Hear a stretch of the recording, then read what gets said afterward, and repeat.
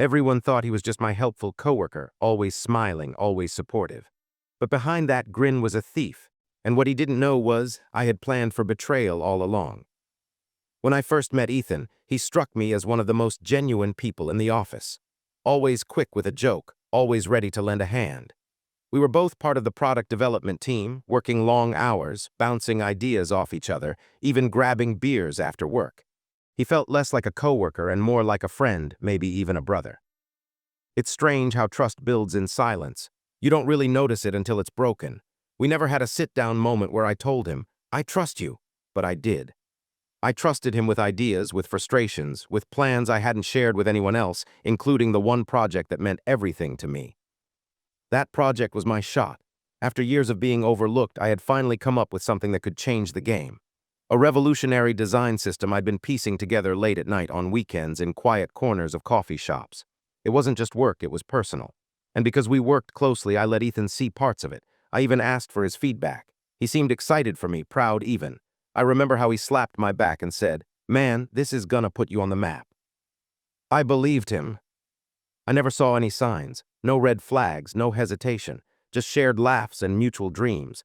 He used to talk about how he wanted to make something big too, how he was tired of feeling invisible in the company. I understood that feeling. That's why I rooted for him and maybe why I ignored the small things, like how he started asking more questions than usual, or how he suddenly stayed late after I left. I thought he was just being supportive. Looking back now, it's hard to say where the friendship ended and the betrayal began. It wasn't a sharp break, it was quiet, like a crack in glass you don't notice until it's spread all the way across. But at that point, I still believed he was in my corner. And I had no idea just how far he'd already gone. The company had been pushing for innovation, and leadership was finally opening the door to internal pitches, real ones, with budget approval, executive backing, and the chance to lead your own team. For me, that meant one thing. It was time to present my design system. I've been refining it for months, layer by layer.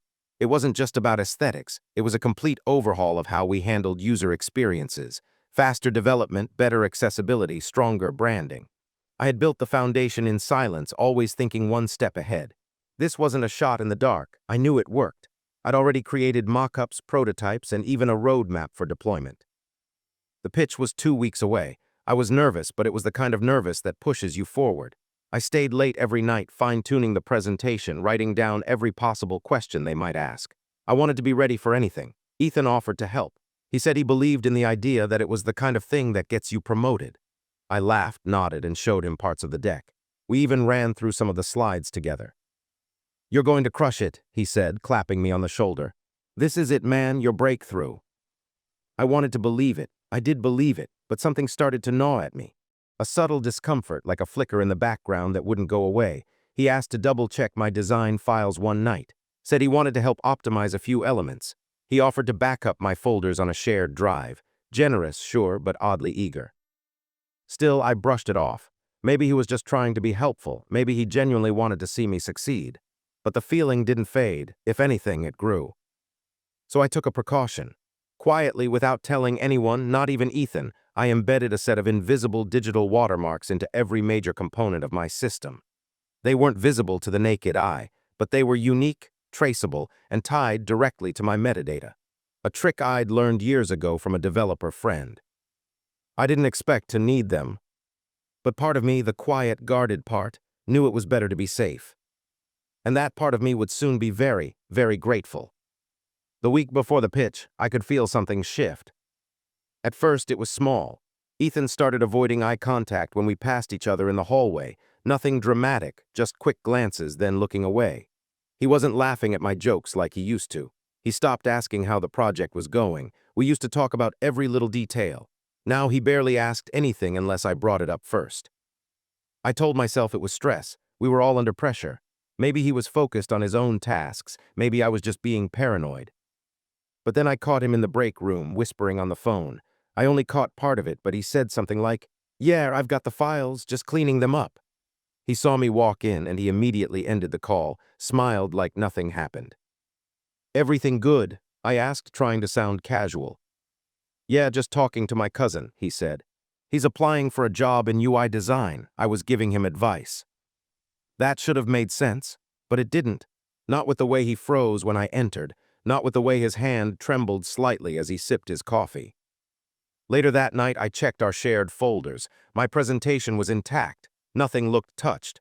But one of the file versions had been downloaded at 2:16 a.m. and not by me. That sinking feeling returned. I started to question everything. Had I been too open, too trusting?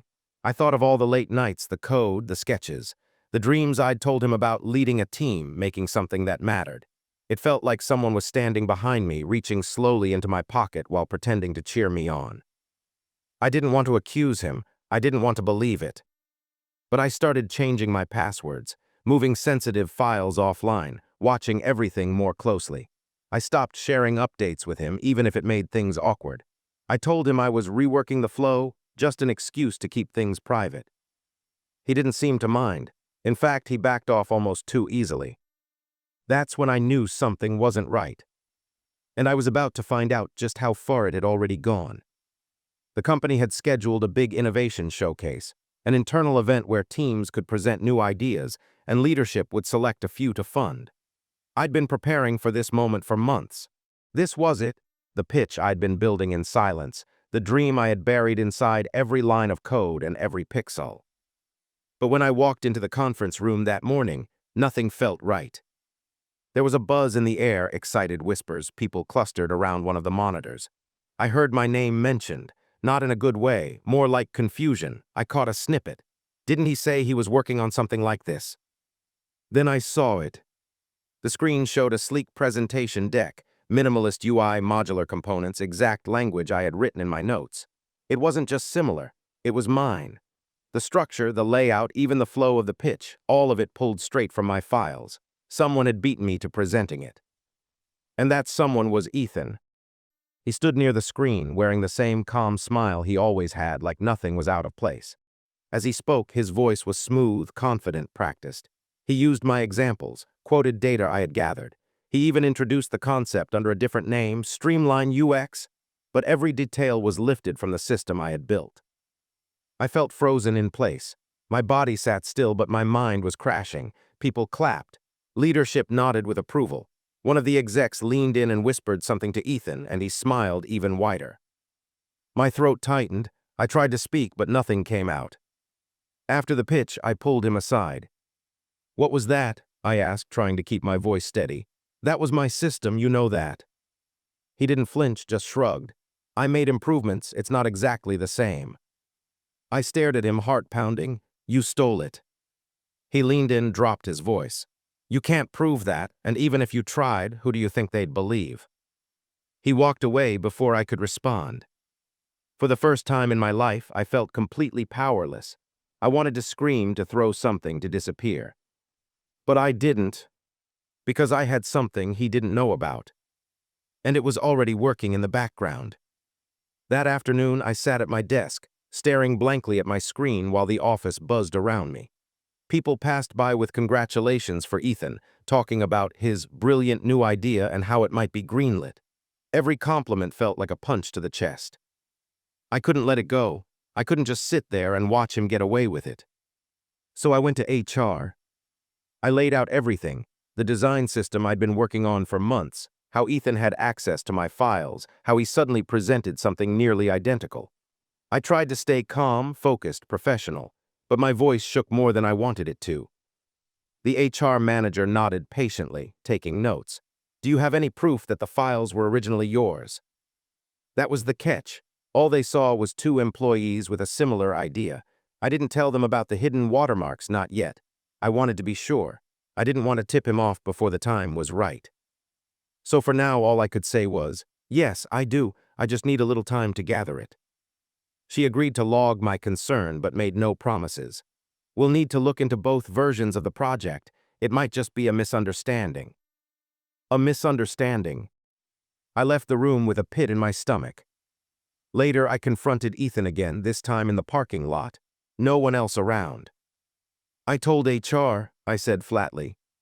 He turned, raised an eyebrow. "Told them what?" "You know what?" He smiled. "You mean your little theory that I stole your idea? Look, man, we work in the same field. People overlap all the time. Maybe you just think it's yours."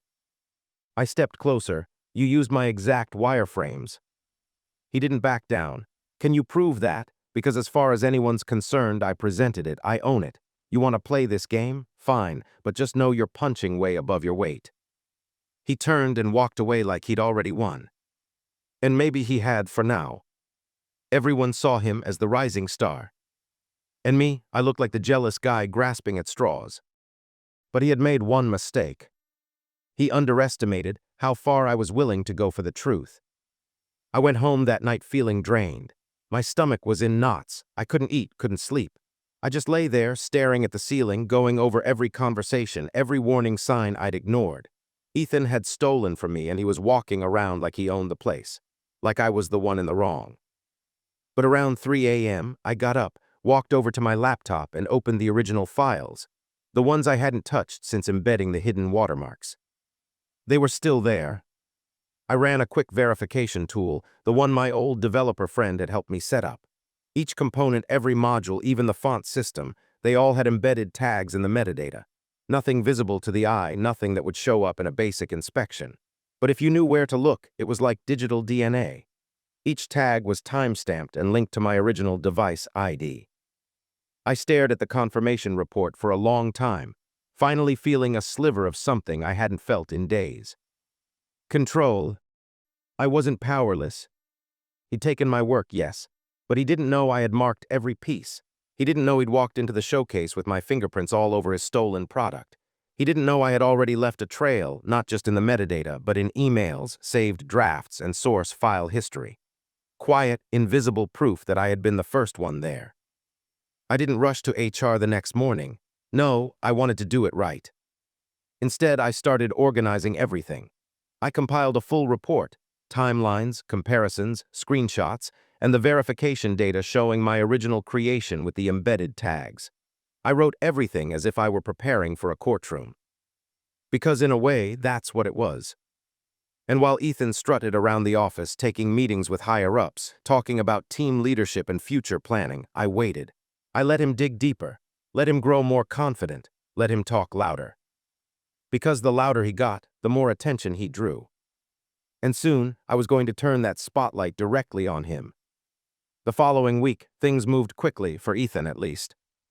Leadership was impressed. They invited him to present his system to the executive team. There was talk of a promotion, maybe even a team formed around his idea. I watched it all happen from the sidelines, keeping my expression neutral. But behind the scenes, I was ready. I scheduled a private meeting with the head of product and the HR manager. No theatrics, just the facts. I walked in with my laptop, printed documentation, a USB drive, and a quiet confidence I hadn't felt in weeks. I'm not here to make noise, I told them, but I am here to protect what I built. I walked them through the files, showed the time-stamped design history, the source folders, and finally, the invisible watermarks. They were skeptical at first, especially HR, but once I opened a few of Ethan's original files that he'd submitted for review and ran the metadata check, they saw it. My digital tags were there, embedded in his files. Not only had he stolen my work, he hadn't even bothered to rebuild it from scratch. He had copied it directly. The room went quiet. I didn't want to believe it, the head of product finally said. You two seemed close. We were, I said quietly. At least I thought we were. They promised to escalate it. I left the room without asking what would happen next. I didn't need to. The truth was out now, and truth has a way of spreading. Later that day, I noticed the atmosphere shift. Whispers started to circle. Ethan looked rattled in the hallway. He didn't smile like he used to, didn't walk with that cocky bounce in his step. He looked over his shoulder more often, checked his phone constantly. By Friday, I was asked to step into another meeting. This time, it was with legal. They had verified everything, the data, the timestamps, even the email logs. My name was on every major milestone weeks before Ethan had even opened the files. The evidence was airtight. And now they were taking it to the top. Ethan's world was about to cave in. And I wasn't going to stop it. The meeting was scheduled for Monday morning, a closed-door session with the executive board, HR, and both of us, Ethan and me. I walked in calm. I had nothing left to prove. I had already laid out the facts. Now I was just here to watch the truth land where it needed to. Ethan walked in a few minutes late. His face was pale. His usual polished, confident look had cracked. His collar was unbuttoned, his hair slightly messy like he hadn't slept. He didn't even look at me. The head of HR opened the meeting with a flat tone. "We've reviewed the intellectual property concerns raised last week. After a full investigation, we've confirmed that the design system you presented was not your original work, Ethan." He flinched, barely blinking. They laid it all out, the digital watermarks, the timestamps, the email logs, and file access history. There was no way to deny it anymore. His silence only confirmed what they already knew. "I didn't mean to steal anything," he finally said. I saw potential. I thought he wasn't going to follow through." That's what hit me hardest. He didn't think I'd follow through. He didn't think I had the strength, the focus, or the fight to protect what I'd built. He mistook my quiet nature for weakness. He thought I'd just fold and walk away. But I didn't. The head of product looked at Ethan and spoke sharply. "You violated our code of conduct, breached internal trust, and tried to advance your career on someone else's work. Effective immediately, your access is revoked, and HR will walk you through your exit." Ethan stood slowly, jaw clenched, face burning with shame. He looked at me for a long second, but not with anger, with defeat, with the realization that he had lost everything and I had never even raised my voice. He walked out of that room without a word. And just like that, it was over. Or at least his part was. Mine was just beginning. Because now, with the truth on my side, I had a real seat at the table. And this time, I was taking it on my own terms. After Ethan's departure, the office felt different. The air was quieter, the energy shifted, like a heavy weight had been lifted. But for me, the victory didn't feel immediate. I'd spent so long fighting just to be heard that I wasn't sure what came next. A few days later, I was called into a meeting with the head of product and HR again. "Your work on the design system impressed everyone," the head of product began. "We want to offer you Ethan's role leading the UX team." My heart raced. This was the moment I had dreamed about, the opportunity I'd worked so hard for. But I hesitated. I knew the challenges ahead. I'd been sidelined for months, watching someone else take credit for my work. I'd seen how quickly people forget the struggle behind success. I wanted this role, but I also wanted to set the record straight. "I appreciate the offer," I said carefully, "but I have one condition. I want clear ownership over the project, complete control to implement the design system as I envision it." They exchanged glances, then nodded. "Fair, we want your vision, not someone else's copy." Relief washed over me. This was more than a promotion. It was a chance to rebuild, to lead with integrity. As the days passed, I found a new rhythm. I assembled a small team, shared my vision, and began mapping out the rollout. I could finally work openly with people who believed in the project and in me. But beneath the surface, a quiet determination burned. I wouldn't forget what had happened. I wouldn't forget Ethan's betrayal or how close I had come to losing everything. That fire became my fuel. Not just to succeed, but to ensure no one ever tried to steal my work again. Because this time, I was not just fighting for a project. I was fighting for respect. Months later, the design system finally launched. It was everything I had dreamed it could be: sleek, intuitive, and built on the foundation of my original vision. Watching users interact with the platform, seeing their feedback, and knowing I had led the effort filled me with a deep sense of pride I'd never felt before. The journey had been brutal. Betrayal, doubt, and loneliness tested me in ways I never expected. But those challenges shaped me. They showed me the importance of standing up for myself, trusting my instincts, and fighting quietly but fiercely. At the launch party, my team gathered around me, smiling and congratulating each other. The head of product raised a glass and said, "To the man who never gave up even when it seemed impossible." I looked around the room and realized I wasn't just celebrating a successful project. I was celebrating me, my perseverance, my integrity, and the respect I had earned. I thought back to Ethan, how close I had been to losing everything because I didn't guard my work carefully enough. But I also thought about the secret weapon I'd hidden in plain sight: the watermarks, the careful tracking, the patience to wait for the truth to come out. That quiet confidence was my real victory. And now, with the project live and my position secure, I felt something I hadn't in a long time: peace. I knew this was only the beginning. There would be more battles, more challenges. But now I was ready, stronger, wiser. Because I had learned the most important lesson of all. True success isn't just about winning. It's about standing tall after the fall and never letting anyone steal your story.